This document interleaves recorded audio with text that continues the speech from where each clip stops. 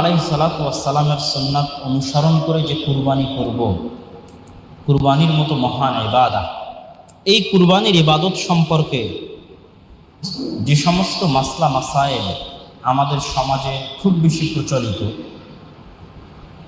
যেমন আরাফা সম্পর্কেও একটা বিতর্ক আছে, ঠিক কুরবানি সম্পর্কে একটা বিতর্ক আছে, যেটা এই মৌসুম আসলে বিতর্কের শেষ থাকে না। যে আরাফার দিন, যেই দিন হাজিরা আরাফার মাঠে অবস্থান করবে ওই দিন, না আরাফার দিন যেই দিন যার যেখানে 9 তারিখ হবে সেই দিন।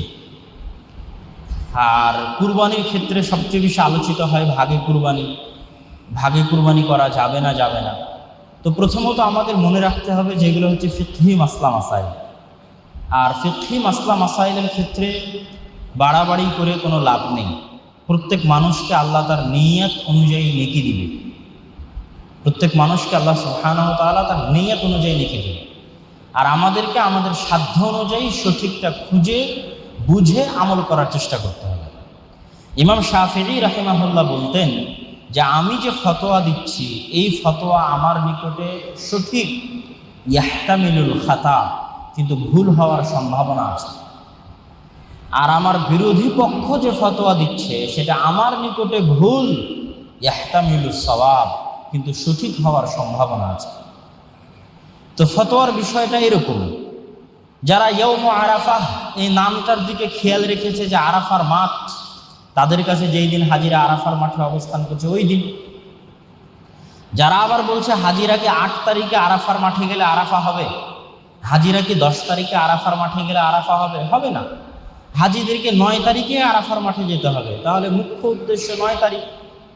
তাহলে মুখ্য উদ্দেশ্য যদি 9 তারিখ হয়, তাহলে যার যেখানে যেই দিন 9 তারিখ সে সেখানে সেই দিন 9 তারিখে সিয়াম পালন করলে ওই নেকিই পাবে, যেই নেকির কথা রাসূল সাল্লাল্লাহু আলাইহি ওয়াসাল্লাম বলেছেন যে 1 বছর আগের এবং পরের গুনাহ মাফ করে দিবেন আল্লাহ সুবহানাহু ওয়া তাআলা। তাহলে উভয় পক্ষের নিকটে এখানে দলিল আছে। আর দ্বিতীয়ত ভাগে কুরবানির যে মাসালা, এই মাসালায় যেটা সবচেয়ে বড় সমস্যা আমাদের দেশে তৈরি হয়েছে সেটা হচ্ছে মুকিম এবং মুসাফিরের মধ্যে পার্থক্য তৈরি করা। তো মুকিম এবং মুসাফিরের মধ্যে পার্থক্য তৈরি করতে গিয়ে এবং ভাগে কুরবানির পক্ষে বিপক্ষে বলতে গিয়ে আমার কাছে মনে হয়েছে যে সালাফে সালেহিনের যে ফতোয়া, যে মন্তব্য, সেগুলো অনেকেই হয়তো খুঁজে যাচাই বাছাই করে দেখার মতো সুযোগ অনেকেরই হয় না। বিশেষ করে এই যুগে গুগল সহজলভ্য হওয়ায় মানুষ আজকের যুগের আলেম ওলামাদের যে